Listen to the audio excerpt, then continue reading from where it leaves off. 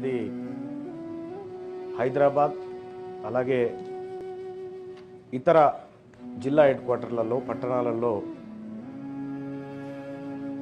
ఆటోలు కార్లు నడుపుతున్నటువంటి ఒక వాళ్ళకు సంబంధించినటువంటి అంశం sir. Manifesto Congress party manifesto రాసిన దాంట్లో అత్యంత కీలక భూమిక పోషించినటువంటి గౌరవ మంత్రివర్యులు శ్రీధర్బాబు గారు, ఆ తర్వాత ఇంకా కొంతమంది ఇక్కడే ఉన్నారు సార్, వారి దృష్టికి కొన్ని విషయాలు తీసుకురావాలి సార్. ఇప్పుడు తెలంగాణ రాష్ట్రంలో ఉన్నటువంటి ప్రయాణికులను ఆర్టీసీ ప్రైవేట్ ఆపరేటర్లు కాకుండా ఓలా ఊబర్ లాంటి సంస్థలు కూడా దీంట్లో ఉన్నాయి సార్. ర్యాపిడో లాంటిది కూడా ఉంది. ఇప్పుడు మనం ప్రభుత్వం లక్ష్యం వచ్చేసి మహిళలకు ఉచితంగా రవాణా అందించడం అనేది ప్రభుత్వ లక్ష్యం సార్. దానికి ప్రభుత్వానికి ధన్యవాదాలు సార్.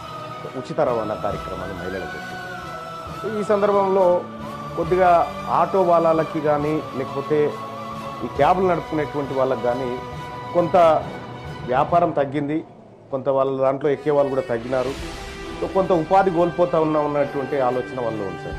అయితే దీనికి పరిష్కారంగా మనం గతంలో మేనిఫెస్టోలో అనుకున్నట్టుగా ఈ ఓలా యాప్ ఊబర్ యాప్ ఈ రాష్ట్ర ప్రభుత్వం ఒకటి ఎందుకు తయారు చేయలేదు? ఈ రాష్ట్ర ప్రభుత్వమే ఇప్పుడు ఆ ఓలా యాప్ కానీ ర్యాపిడో కానీ ఇంకోటి ఎక్కితే ఓ 100 రూపాయలు అయిందనుకో, 30 రూపాయలు వాడే తీసుకుంటా ఉన్నాడు. 70 రూపాయలలో వీడు పెట్రోల్ వెళ్ళాలి, కూల్ వెళ్ళాలి, అన్నీ వెళ్ళాలి. కానీ ఆ పరిస్థితి లేదు. కాబట్టి రాష్ట్ర ప్రభుత్వం ఒక యాప్ను క్రియేట్ చేసి దాని నిర్వహణ ఖర్చు కోసం ఒక 5%, 6% నిర్వహణ ఖర్చుకు తీసేస్తే మిగతా డబ్బులు కనుక ఆ కష్టపడేటువంటి కార్మికులకు, ఆటో డ్రైవర్లకు వీళ్ళకి ఇవ్వడం ద్వారా ఏం జరుగుతుందంటే ఎక్కువ లాభం జరుగుతుంది. ఎందుకు ఇక్కడ ఆర్టీసీ వల్ల జరిగినటువంటి